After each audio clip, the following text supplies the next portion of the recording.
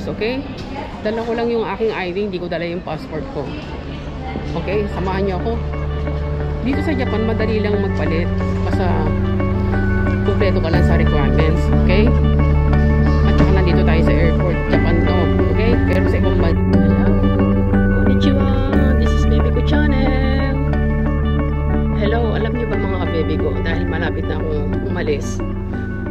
Diba no nakaraang video ko, pinakita ko sa inyo kung ano yung ipapasalubong ko, kung ano yung bibilin ko. Ngayon naman ho, ay magpapalit tayo ng dollars. Kasi alam nyo kung bakit? Mamaya, explain ko sa inyo, okay? So, bago tayo magsimula, mag-opening muna tayo, okay? 3, 2, 1, start!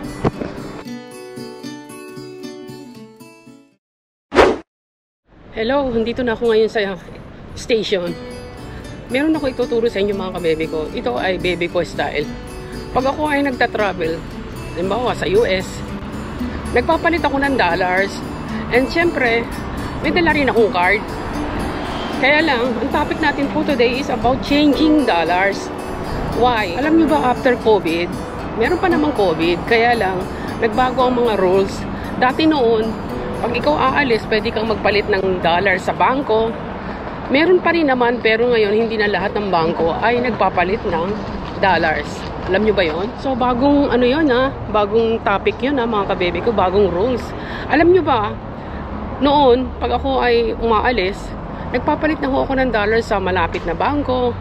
Pero nung nakaraan, nagpalit ho ako, pupunta ho ako sa bangko, pero ang sabi, kailangan daw akong pumunta sa main. Eh medyo malayo-layo yung main eh. Kaya hindi ko ako nakapagpalit ng dollars. And so, ang nangyari, pumunta uli ako sa ibang bangko, dito sa city. Kala ko, pwede na ako magpalit kasi nga, city, di ba? Kaso ang nangyari, ang sabi sa bangko, hindi daw sila nagpapalit. Ano ba yan? So, ang ending, hindi pa ako nakapagpapalit ng dollars. So, ngayon, mga kabebe ko, nakita nyo naman ako, nakabihis ako ngayon. Pupunta ho ako ng Haneda. Kasi di ba pag departure, syempre airport yan, no? Sigurado naman makapagpalit na ako ng dollars. Kaya pupunta ho ako ng Haneda ngayon para magpapalit ng dollars. Kasi hindi natin alam kung halimbawa yung during departure, busy ako noon, di ba? At malate pa ako. So at least meron na akong dollars sa pocket ko. Kaya yun ang aking gagawing araw na ito. Magpapalit na ako ng dollars. Alam niyo ba, ang mga kabebe ko, ang sad. Ito yata yung biyahe ko na wala akong masyadong dalang dollars. Kasi alam niyo, ang baba ng palit ngayon ng yen. Kung dito ka sa Japan, alam mo yun, makaka-relate ka. Kasi noon, pag ako nagpapalit ng dollars, kunyari $1, almost pareho lang ng Japanese yen. Pero ngayon, alam niyo ba, nakakalungkot, yung $1 is equivalent ng 150. So almost half ang itinaas. 'Di ba? Nakakalungkot, 'di ba? So pero wala tayong magagawa, hindi naman ako pwedeng hindi magdala ng cash kasi kailangan mo rin naman magdala ng konting cash, 'di ba? So yun ho. Kaya ako ngayon, nandito na ho ako sa station para magpalit ng dollars. So samahan niyo ako ha. So let's go na.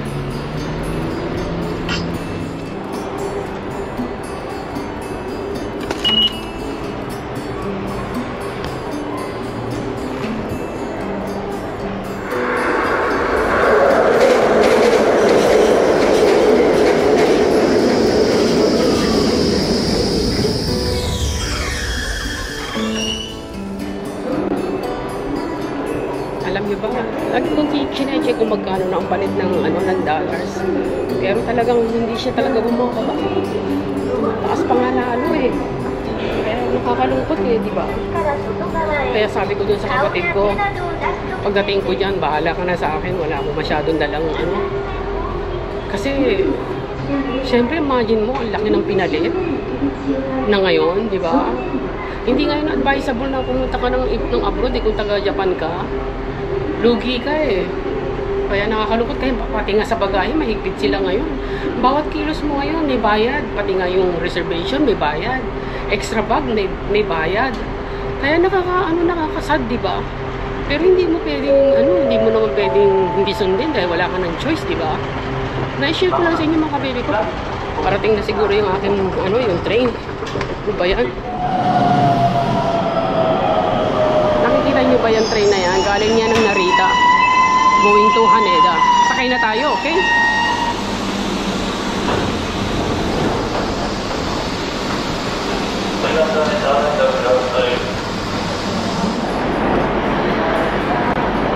Dito na tayo sa Terminal 3 International Haneda. Ang daming passenger. Weekend kasi.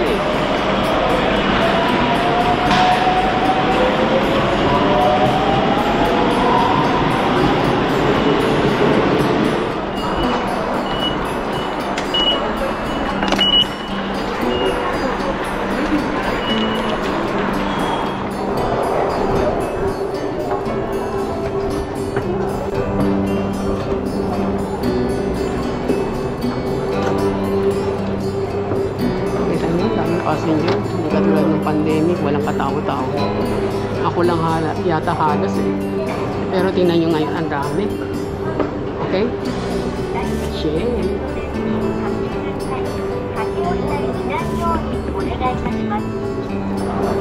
So, dito tayo sa departure. Pupunta. Kasi, ando ng money changer. Okay?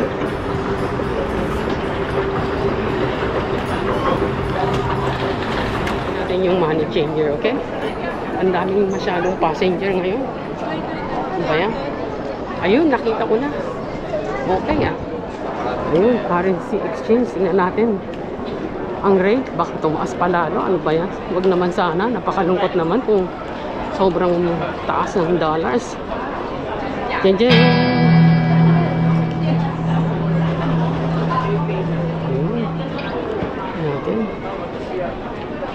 Masyadong maraming pila dito. Akit tayo sa kabila. Sa taas. Meron pa naman eh. Ang baba taas ng dollars. Ay, nakita nyo ba? Ayan. Diyan. Wow. Okay. Tingnan natin dun sa taas. Kasi andito ako sa second floor ng Haneda. Tingnan natin sa kabila kung hindi masyadong maraming pila. Pero sa tingin ko, marami din. Okay?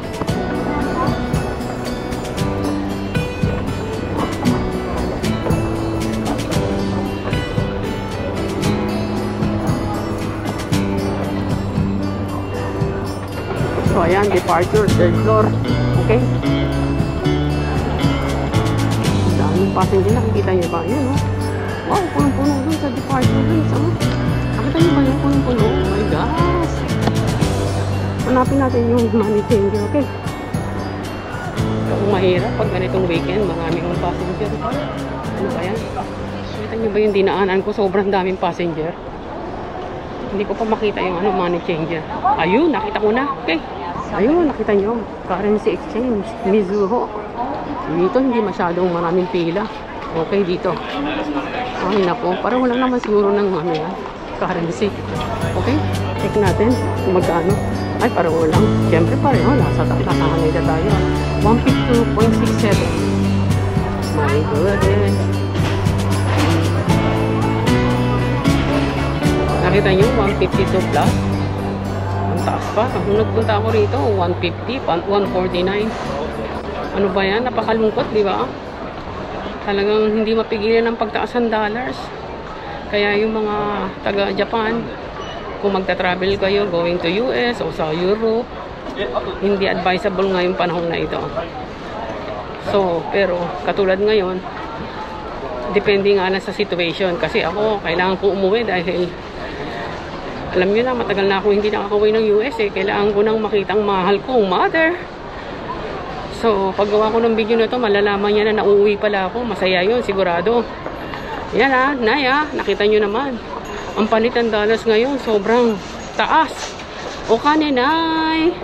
Pero dahil sa inyo, gagawin ko to ha. Magpapalit na ako ng dollars. Wala akong choice kundi magpalit. Kasi baka bukas makalawa, 160, 170, parang ano na yan, sobra naman, di ba? So, let's change, di ba? Okay? Ay, nako. Ano kaya ang first step? So, magpapalit na ako ngayon ng dollars, okay? Dala ko lang yung aking ID, hindi ko dala yung passport ko. Okay? Samahan niyo ako. Dito sa Japan, madali lang magpalit. Basta, kumpleto ka lang sa requirements, okay? At saka nandito tayo sa airport, Japan to. Okay? Pero sa ibang bansa nakakatakot. So, let's go.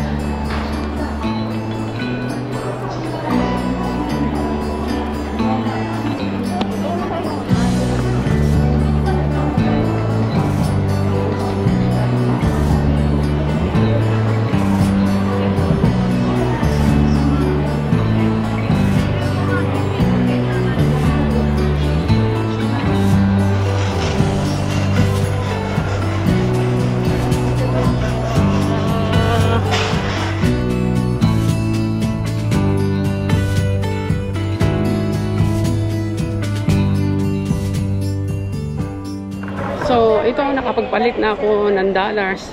Pauwi na ako. Yun lang naman ang aking sadya ngayon dito ngayong araw na ito. So, at least, kumpleto na. Hindi pa naman actually complete yung aking mga kailangan gawin bago ako umalis, okay? Ano ba yan? Minsan nakakalimot yung salita, no? Yung ego. Ano ba yan? So, yun lang. Thank you mga kabebe ko for watching, ha? At least kahit paano may natutunan kayo sa topic natin for today. Andito na tayo ngayon. Pauwi na tayo. Ay nako. Nakakalungkot talaga. Ito lang yata ang biyahe ko na wala akong masyadong dalang pera. Kasi talo ka na sa palitan pa lang. Talo ka na no?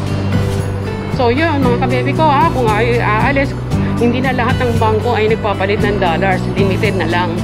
Doon ka pupunta mismo sa main ng bangko mo. Pero kung katulad ko, para sigurado, dito ka na sa airport magpalit. Okay? So, yun lang. Thank you for watching. Bye! Sayonara!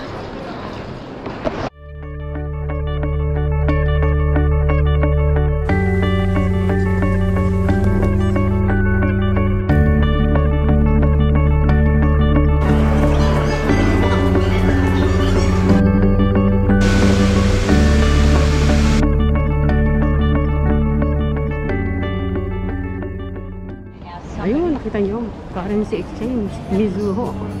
Dito hindi masyadong maraming pila. Okay, dito. Ay, naku, parang wala lang natin magkano. Ay, parang wala lang. Siyempre pareho, nasa taas. Baby ko channel, 見てください。じゃあねー。Subscribe! Like and share!